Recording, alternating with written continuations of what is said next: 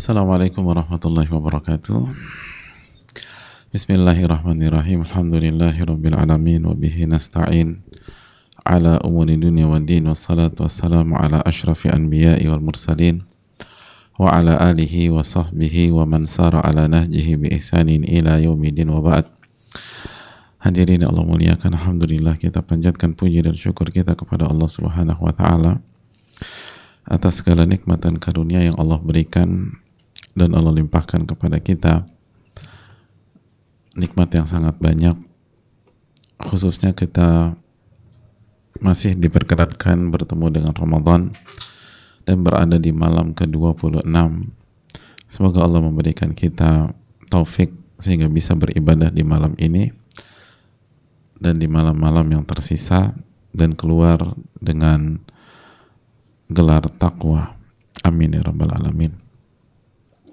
Sebagaimana salawat dan salam semoga senantiasa tercurahkan kepada junjungan kita Nabi kita Muhammadin sallallahu alaihi wasallam beserta para keluarga, para sahabat dan orang-orang yang istiqamah berjalan di bawah naungan sunnah beliau sampai hari kiamat kelak. Hadirin yang Allah muliakan,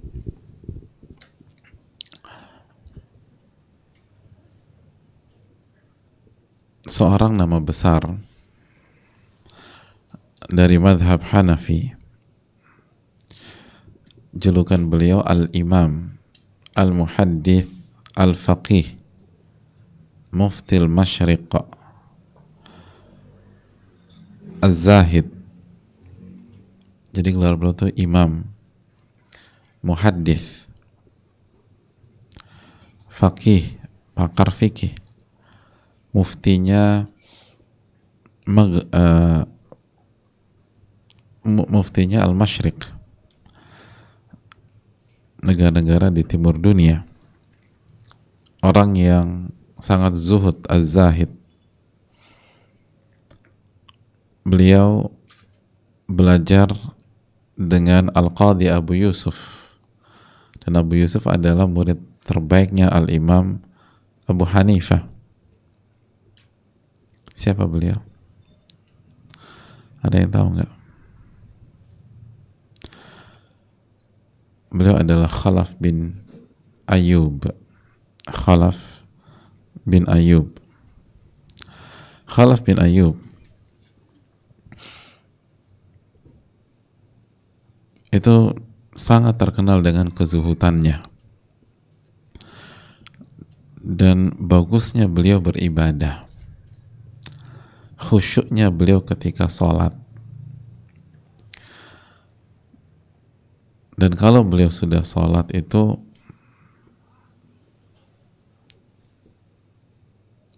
nggak ada yang bisa ganggu, nggak ada yang bisa ganggu.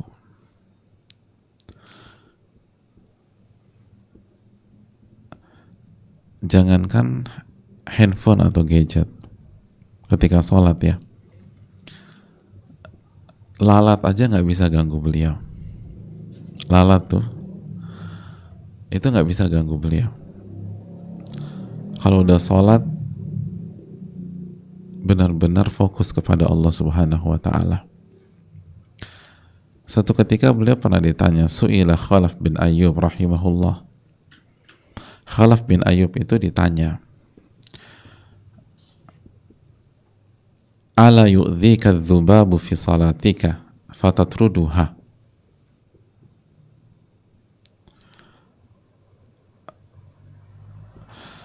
Tidakkah lalat itu mengganggu dirimu?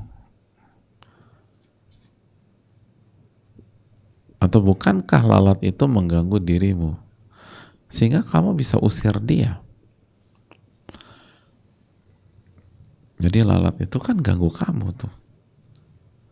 Jadi orang ini ngelihat pas lagi sholat, Khalaf bin Ayyub itu diganggu sama lalat, muter mungkin ke telinga, terus ke muka, ke hidung, biasanya kan lalat gitu ya, terus muter-muter ngiung gitu lah. Tapi beliau tetap aja sholat. Lalu ditanya, kenapa engkau nggak usir? Kan itu ganggu.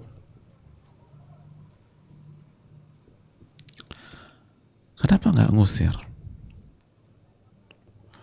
kan nggak masalah gitu loh, karena terbukti itu lalat ngeganggu kamu. Apa jawab beliau hadirin?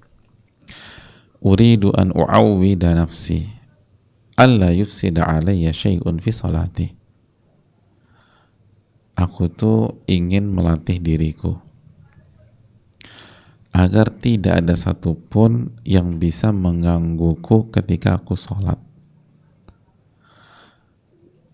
Aku sedang melatih diriku sehingga tidak ada satupun hal yang mengganggu aku, memecah konsentrasiku, merusak kekhusyuanku ketika aku sedang sholat. Ini lagi latihan nih, lagi pengkondisian. Beliau nggak mau ada satupun ganggu beliau ketika beliau sedang sholat. Qalu wa kaifa tasbir? Lalu mereka tambah bingung, kok bisa sabar mencueki si lalat itu? Nggak mudah loh. Pernah nggak sih kita sholat diganggu lalat? Kan nggak enak banget. Kita langsung usir gitu. Dari hidung hinggap di jidat, buang lagi jidat. Jidatnya dibuang, bukan. Diusir lagi itu lalat. Pergi ke telinga. Wah, ganggu. Itu nyebelin banget hadirin. Nah kok bisa Anda sabar ngadepin tuh lalat? Gak ada ekspresi, diam aja. Gitu. Lihat gimana para ulama dulu ya. Ini cuman beda sampel aja sama siapa? Masih ingat nggak? Tembok dinding, tembok masjid rubuh tuh beliau santai aja. Muslim bin Yasar rahimahullah. Kalau ini lalat, walaupun bukan tembok, itu lalat nyebelin loh hadirin. Dan langsung gitu loh, nempel di hidung kita lah, muka kita lah. Kalau wa kaifa tasbir, kok kamu bisa sabar lalat? Faqala lahum, lalu Khalaf bin Ayub menjelaskan, laqad balaghani wa dzalika fi asrihi. Saya dapat berita annal fussaqa yasbiruna tahta aswati sultan, bahwa orang-orang fasik itu sabar ketika dihukum dengan dipecut oleh penguasa. Jadi mereka sabar. Mereka ketangkap melakukan tindakan kriminal atau melakukan kefasikan, lalu mereka ditangkap dan hukumannya dipecut gitu. Kan banyak hukuman cambuk, lebih tepat hukuman cambuk. Dicambuk dia sabar. Dan ada banyak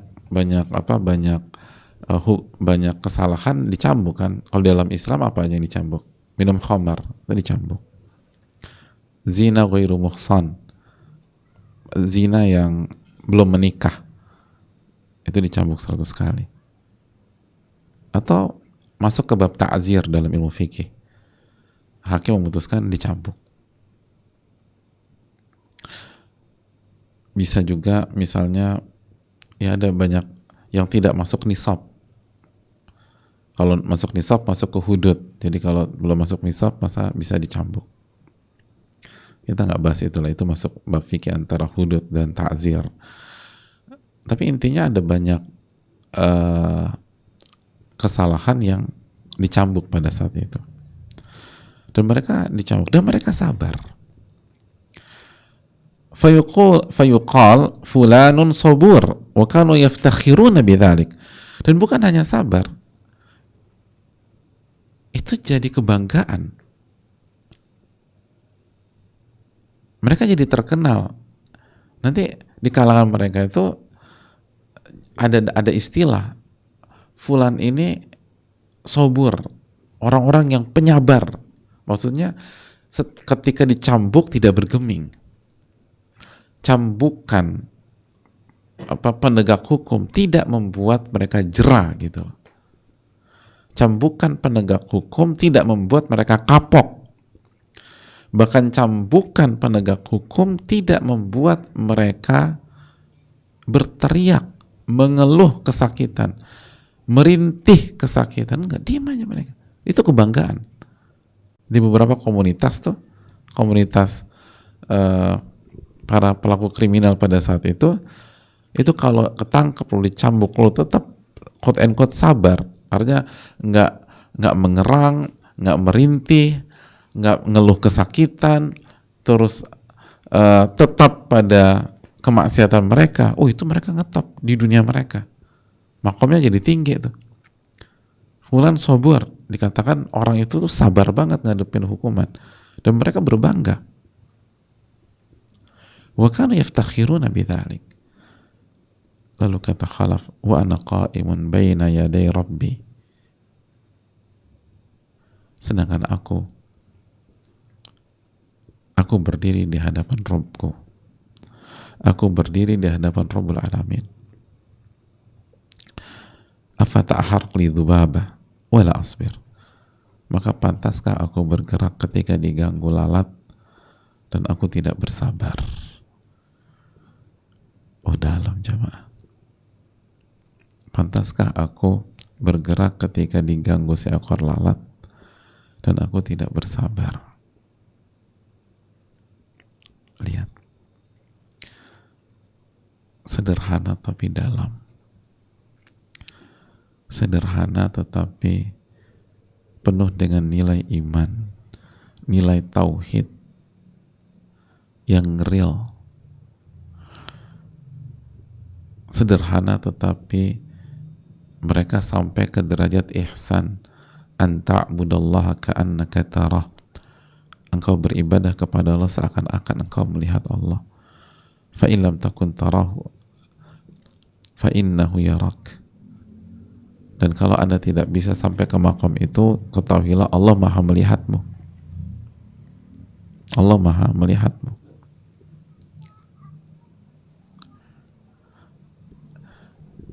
Ini penting, apalagi kita tahu ibadah andalan kita pada saat ini adalah taraweh, qiyamul lail, tahajud.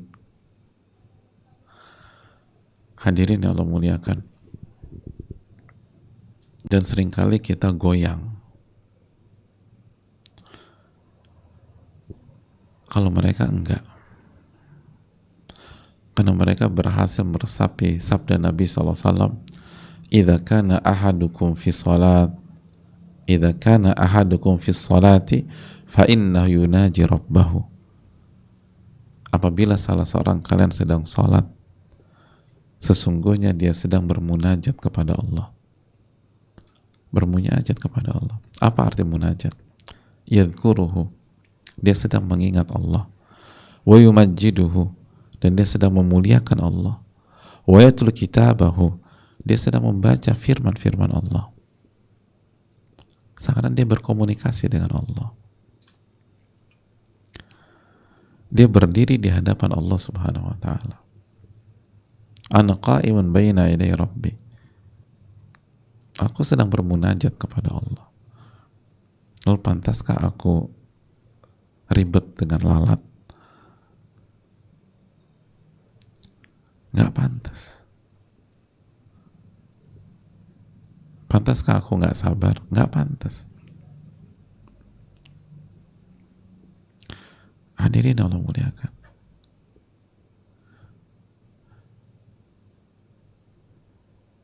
Lalu lihat bagaimana ulama dulu jamaah itu menjadikan semangat orang-orang yang bermaksiat sebagai ibroh bagi mereka. Kalau orang-orang fasik itu bisa sabar dengan maksiat mereka, kenapa kita nggak bisa sabar dengan taraweh kita? Kalau orang-orang itu bisa begadang, clubbing, hangout di hari-hari ini, kenapa kita nggak bisa sabar dengan qiyamul lail kita, dengan bacaan Al-Quran kita, dengan zikir kita? Mereka bisa sabar tuh, pulang jam 2, jam 3, subuh, bahkan ba'da subuh, semalaman dengan dentuman-dentuman, suasana klub malam yang benar-benar tidak ada tenang-tenangnya. Tapi bisa sabar mereka. Kenapa kita nggak bisa sabar ketika kita membaca Al-Quranul Karim atau kita mendengar lantunan ayat-ayat Allah dibacakan? Ini kan renungan berat. Emangnya mereka nggak berat apa? Capek? Emangnya mereka nggak capek?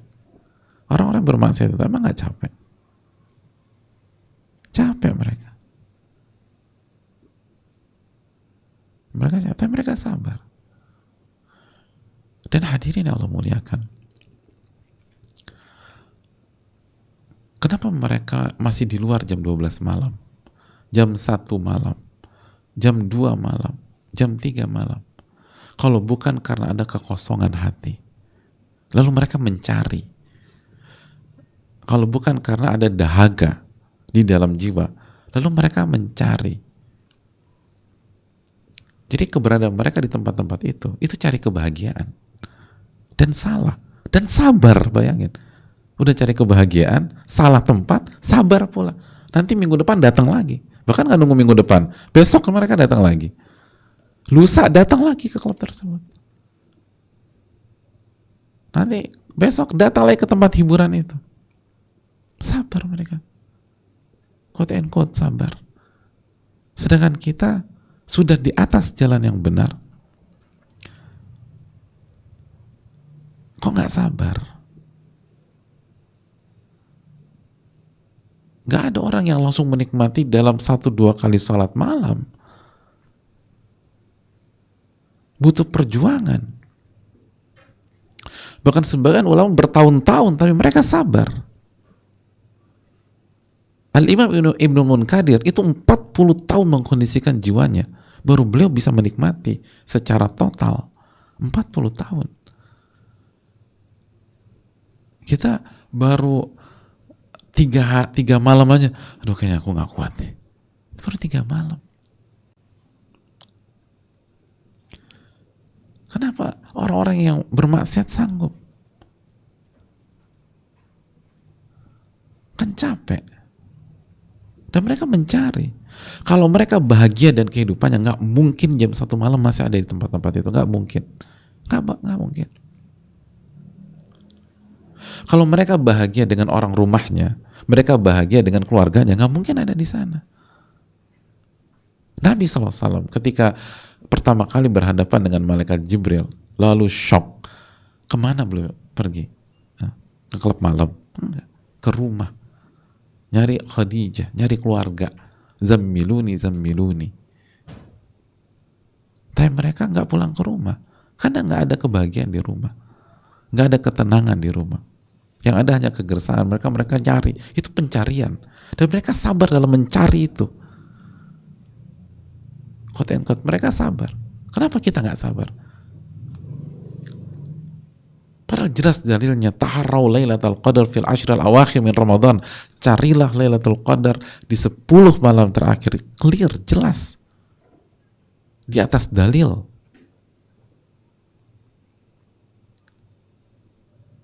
Mereka ngikutin hawa nafsu, kita ada wahyunya.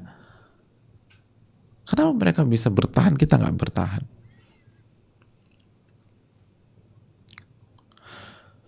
Dan yang ironi lagi, ada di antara kita yang dulu seperti itu dan dulu bisa bertahan,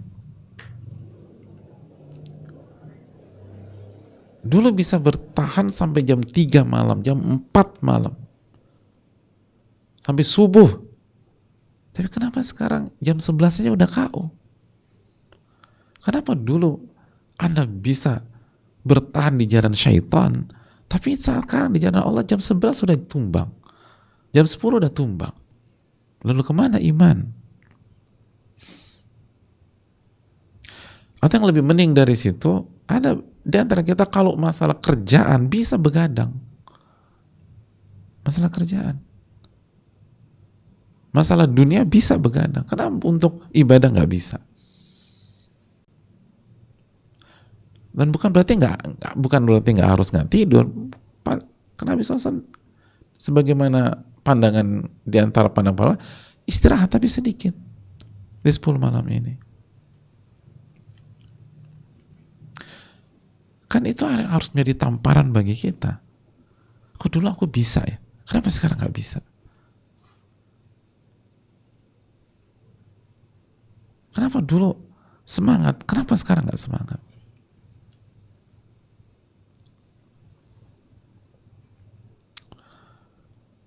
Karena kita kurang minta pertolongan kepada Allah. Dan itu kan yang dikatakan oleh Allah Subhanahu wa taala. Hadirin Allah muliakan. Allah berfirman dalam surat Al-Anfal ayat 36, innalladzina kafaru, sesungguhnya orang-orang yang kafir, yunfikuna amwalahum liyasuddu an sabilillah. Mereka menginfakkan harta-harta mereka untuk apa? Untuk mencegah manusia dari jalan Allah Subhanahu wa taala. Jadi untuk menghalang-halangi orang jadi baik, itu sebagian orang berinfak, berkorban harta. Tujuannya satu, menghalang-halangi banyak pihak dari jalan Allah, menghalang-halangi orang soleh dari jalan Allah, menghalang-halangi orang yang ingin berhijrah, ingin jadi soleh, ingin bertakwa dari jalan Allah. Itu mereka berinfak, kata Allah, menafkahkan hartanya.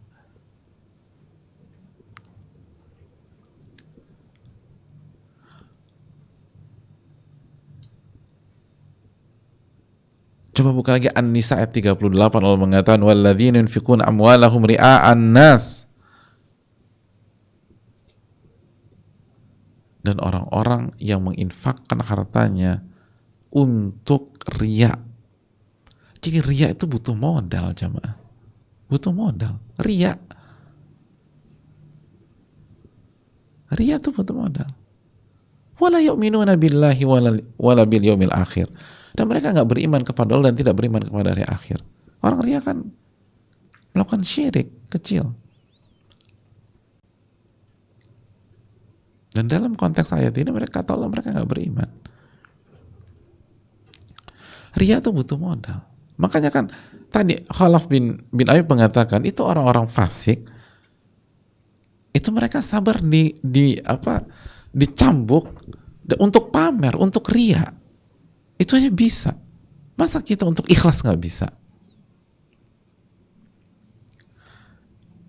Untuk riya aja butuh uang, butuh nyumbang, butuh keluarin uang. Masa di jalan Allah nggak bisa? Masa untuk sedekah nggak bisa? Masa untuk fakir miskin nggak bisa? Masa untuk anak yatim nggak bisa? Masa untuk Al-Quran nggak bisa? Oh, untuk riya aja mereka bisa kok. Untuk ngalang-ngalangin orang jadi baik bisa tuh. Ini kan teguran besar bagi kita. Kenapa mereka itu mau korbankan hartanya untuk riya, untuk syirik kecil tuh mau keluarin duit untuk syirik. Lah kok kita nggak mau keluarin uang di Ramadan, nggak mau keluarin uang di 10 malam terakhir, padahal kita ingin cari ridho Allah, cari surga. Itu, kalau mereka bisa capek menuju neraka, kok kita nggak mau capek menuju surga? Itu kan yang fasik kan dicambuk, kan sakit, capek, dicambuk capek. Yang mereka kerjakan tuh kemana? Ke surga apa ke neraka? Ke neraka. Ternyata ke neraka juga capek, jemaah. Dan mereka mau bercapek-capek menuju neraka. Nah, kenapa kita nggak mau bercapek-capek menuju surga? Apalagi cuma 10 malam terakhir.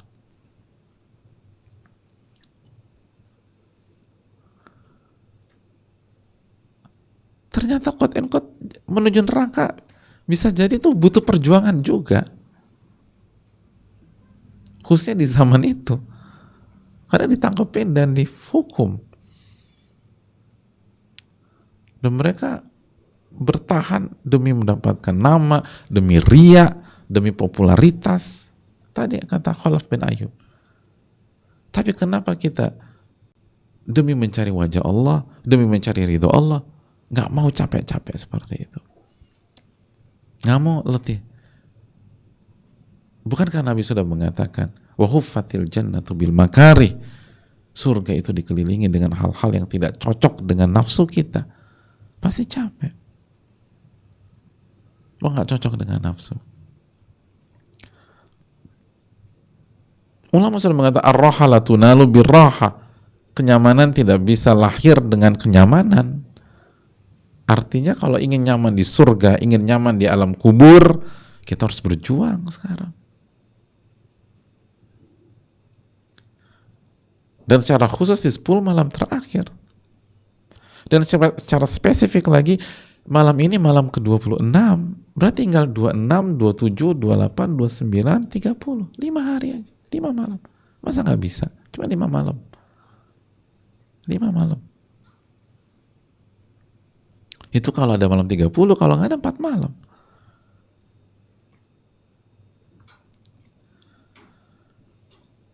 Dan yang terakhir hadirin, bahwa memang motor penggerak yang paling kuat adalah iman dan tauhid kita kepada Allah.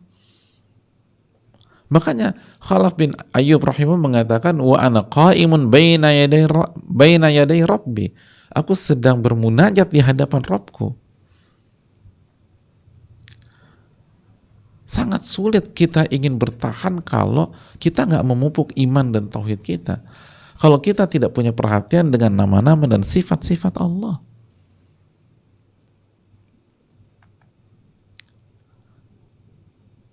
Bagaimana kita semangat membaca Al-Quran? Bukan semangat. Kalau kita nggak yakin Allah maha mendengar, ya percuma mas, nggak didengar juga. Oh enggak. Saya semangat karena saya yakin Rabb saya As-Sami', maha mendengar. Susah kita semangat berdoa ketika sujud kalau kita nggak yakin itu, bahwa Allah maha mendengar kita, bahwa Allah mujibus sa'ilin, Allah mengijabah doa-doa yang dipanjatkan.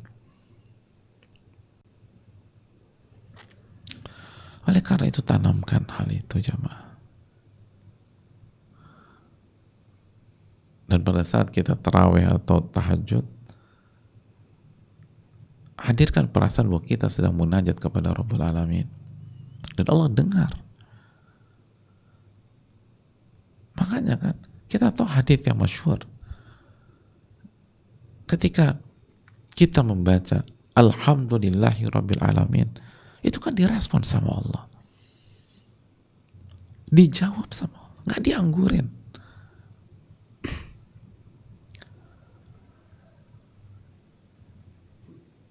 Apa jawaban Allah Subhanahu wa taala? Hamidani abdi. Hambaku baru saja memujiku.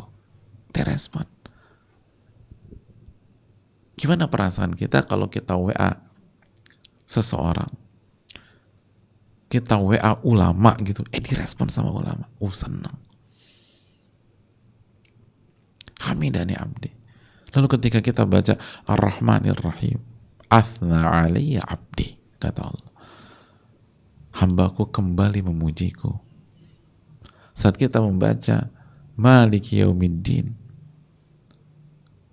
Allah menjawab lagi, merespon lagi, Majadani abdi, hambaku memuliakan aku. Lalu pada saat kita baca Iyyaka na'budu wa iyyaka nasta'in, atau ketika ia membaca Iyyaka na'budu wa iyyaka nasta'in, apa kata Allah? Hadza baini wa baina abdi. Kalimat ini saya bagi dua ya. Satu untuk saya, satu untuk hamba saya. Oh gimana nggak terharu gitu? Oh terharu. Kita ada di hadapan ulama besar. Di Masjidil Haram ketemu ulama. Dia lagi minum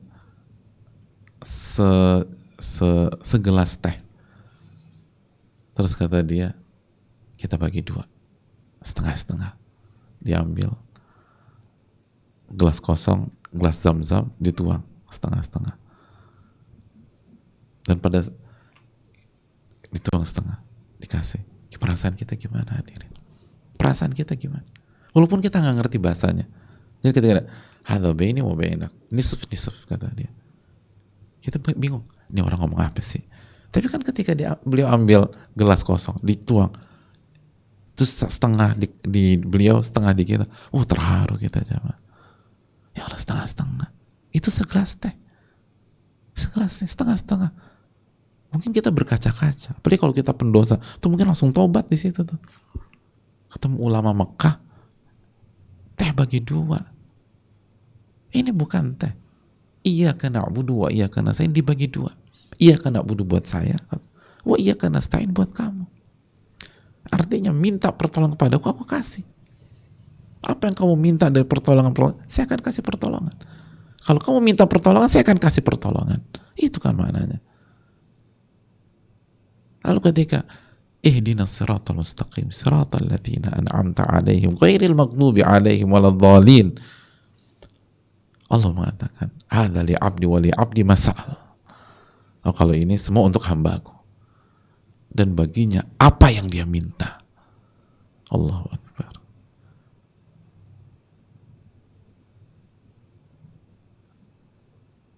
Sudahkah kita meresapi itu pada saat kita tahajud, pada saat kita jadi makmum, atau pada saat kita sholat sendiri? Makanya kan kata para ulama kan, sebaik yang dianjurkan kan baca Al-Fatihah satu ayat, biar ada komunikasi. Karena kalau langsung bablas gitu, ya Allah kan mau merespon. Tiba-tiba Anda tidak kasih kesempatan untuk merespon. Jadi hadirin Allah muliakan,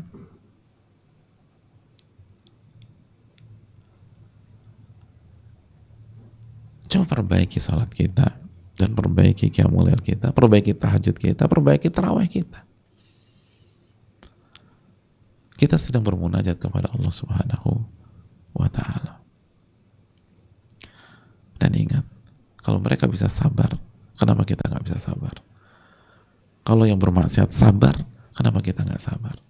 Kalau yang maksiat bisa berkorban, kenapa kita nggak bisa berkorban? Kalau yang maksiat bisa begadang, kenapa kita nggak bisa begadang? Itu juga kita dikasih waktu istirahat juga.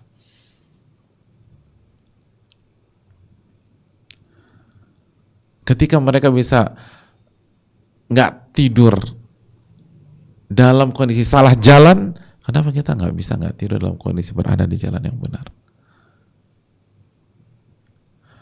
Ketika mereka bisa capek menuju ke neraka, kenapa kita nggak bisa capek menuju ke surga? Sekali lagi, manfaatkan malam-malam ini dan jangan kalah dengan orang yang bermaksiat.